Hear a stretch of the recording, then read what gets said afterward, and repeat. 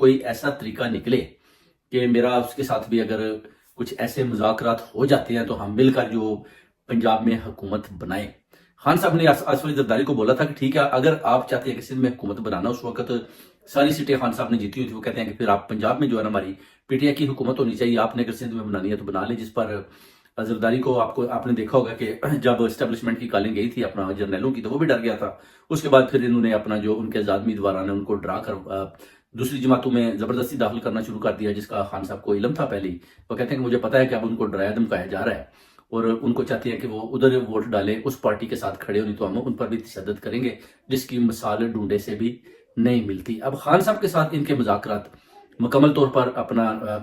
نہیں ہو پائے۔ خان صاحب نے ان کو ٹھوک کر جواب دے دیا کہ میں آپ کے ساتھ کسی طرح سے بھی کسی قسم کے بھی مذاکرات کرنے کو تیار نہیں ہوں۔ اب حلیمہ باجی بھی کہہ رہی ہیں کہ جناب یہ خان صاحب کو ریلیز نہیں کر رہے، تو انہوں نے آپ دیکھیں کہ دھرنا دیا ہے کے پی کے اندر۔